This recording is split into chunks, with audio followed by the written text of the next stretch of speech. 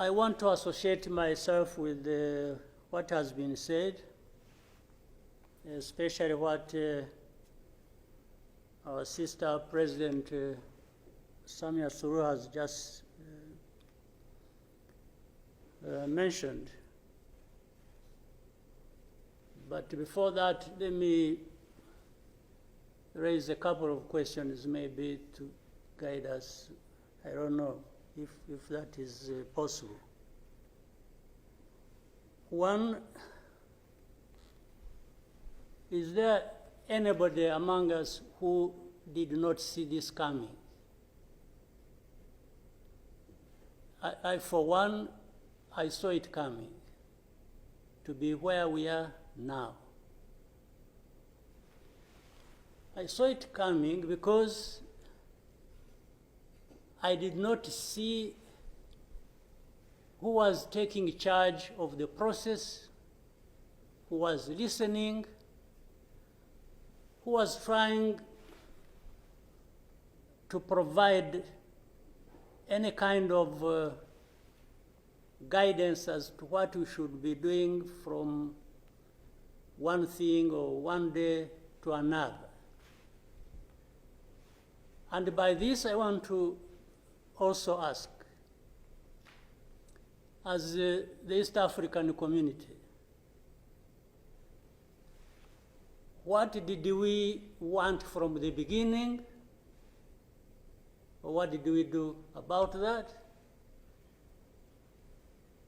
What are we doing now?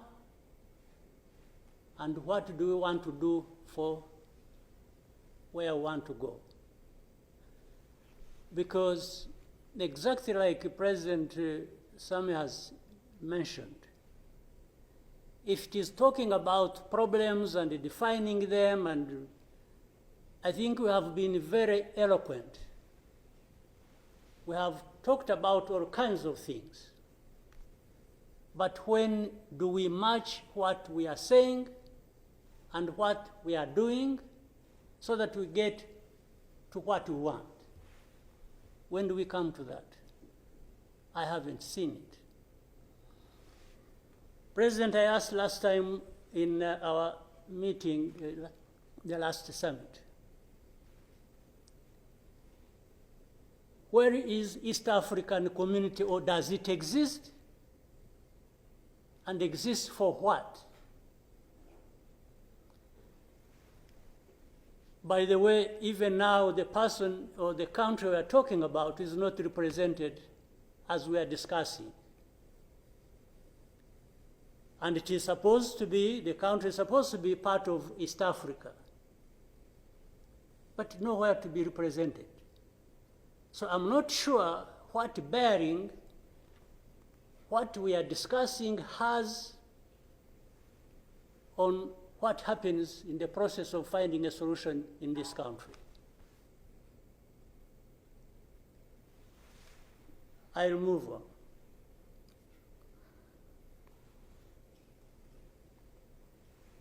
The conflict that was created from the time we had the East African community get involved in trying to help in Congo,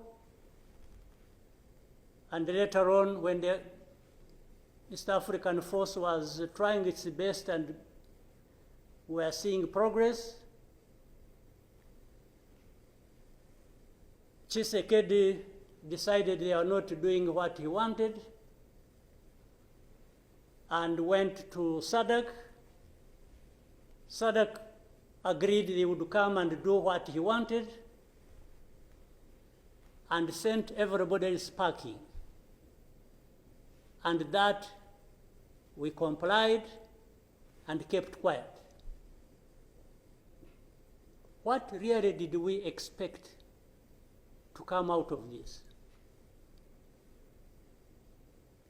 Now,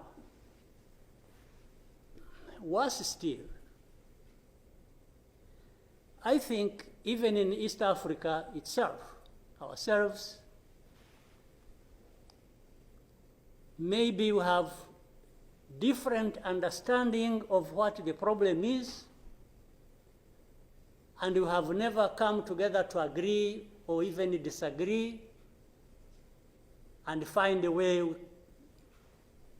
to come together finally to do what we ought to do to deal with this problem. Or we simply decided, each country, to move on its own with a different agenda arising out of involvement or whatever in Congo, and that was enough. If your interests were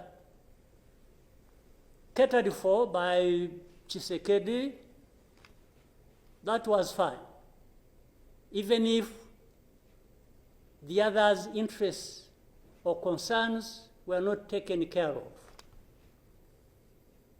You can imagine, therefore, what chaos comes out of that kind of situation.